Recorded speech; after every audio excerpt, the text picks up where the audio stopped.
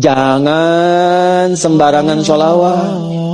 Keras. Orang yang sengaja bersikap terhadap Nabi dengan cara hati-hati yang terlihat mengurangi kehormatan Nabi, itu seketika amalannya akan hilang pahalanya tanpa dia sadari.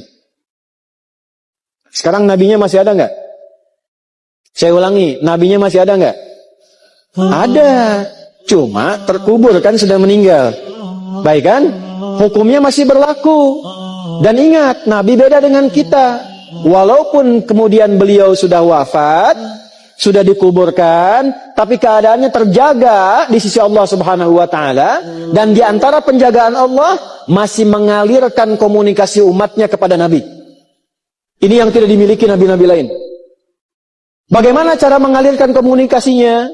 Turun ayat di Al-Ahzab ayat ke-56 itu.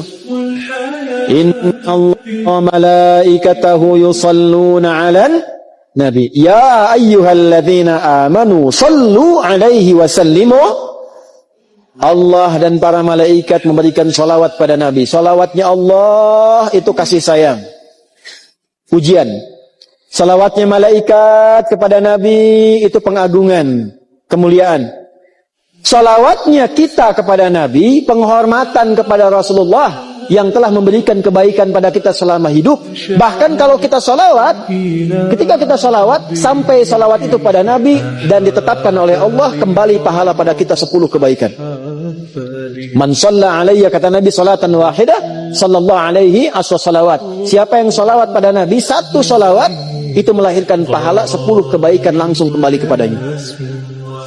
Nabi nggak butuh salawat kita, tapi itu gambaran penghormatan kita pada Nabi yang telah merubah kehidupan kita dengan perjuangan beliau, sehingga kita menjadi lebih baik. Ibu tahu dari mana kita bisa menjadi baik, berakhlak yang baik, hubungan sama Allah baik, kalau bukan Nabi pernah sampaikan? Cara membalasnya bagaimana? Nggak bisa. Minimal hormati itu, agungkan itu dengan sholawat. Nah, dahsyatnya Nabi Muhammad, kalaupun sudah meninggal, kita nggak bertemu, kalau sholawat, Allah tugaskan 1 malaikat mengantarkan sholawat itu langsung kepada Nabi. Itu yang nggak ditemukan di nabi-nabi lain. Artinya kalau sedang sholawat, bicaranya kepada siapa? Ditujukannya Nabi. Maka berlakulah hukum ini. Jangan sembarangan sholawat. Keras. Ya? Di zaman Nabi, nabinya ada, bukan sekedar sholawat. Kalau di zaman Nabi langsung interaksi. Oi Muhammad, kan? Hilang amal seketika. Sama dengan sholawat juga. Ya, bahkan ada ulama yang langsung mengatakan, nanti buka di beberapa kitab tafsir dan disimpulkan keterangan ini oleh Syekh Mustafa Al-Maraghi ketika menafsirkan ayat ini. Bahkan demi menghormati Nabi, memanggil nama Nabi pun jangan langsung ke namanya. Minimal sertakan nama Nabi atau Rasul di depannya. Rasul, Nabi. Maaf ya, itu ada adik misalnya. Lihat Kang Daan di sini, tiba-tiba manggil, "Woi Daan, maaf Kang, punten," gitu ya. Gimana kira-kira? Nggak sopan ya? Ya, bayangkan pada manusia biasa saja kita manggil dengan adab. Kepada Nabi adabnya bagaimana? Ada ulama mengatakan, langsung menyimpulkan dari ayat ini, sertakan kalimat yang Allah pun mengajarkan pada kita menyertakannya. Ya ayyuhan Nabi. Maka sertakan sebelum kata Muhammad, nama Nabi Muhammad sallallahu alaihi wasallam. Atau kita singkat Rasulullah sallallahu alaihi wasallam. Kecuali dalam 2 bab utama. Misal dalam sholat, itu pun ada ikhtilaf kecil, juga dalam syahadat. Syahadat kita boleh langsung mengatakan karena disandingkan dengan Allah langsung. Asyhadu an la ilaha illallah wa asyhadu anna Muhammadan, itu boleh langsung.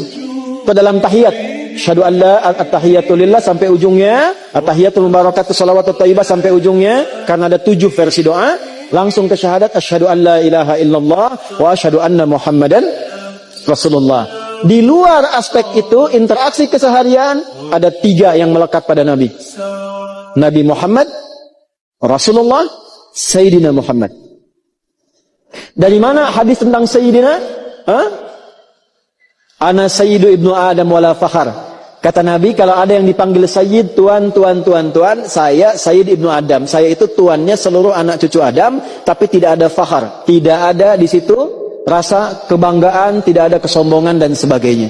Dari situ ulama menurunkan sampai ada Syekh Ibnu Taimiyah, beliau menulis kitab dalam Tazkiyatun Nafas, itu membuka mukaddimahnya dengan kalimat Allahumma sholli ala Sayyidina Muhammad. Ya, jadi boleh pakai kata Nabi, boleh pada kata Rasul, boleh pada kata Sayyidina.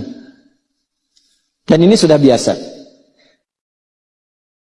Awas ya, jangan sampai nanti apa Bapak Ibu tidak menyadari bahwa Muhammad Rasul kita pernah menyampaikan. Nah, itu enggak sopan.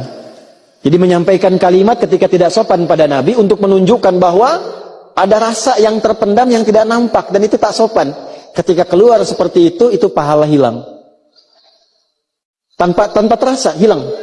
Wa antum la tash'urun an tahbata amalukum, amal-amal Anda selama ini langsung berkurang dengan kadar kesombongannya itu. Wa antum la tash'urun, dan dia tidak sadar bahwa pahalanya hilang.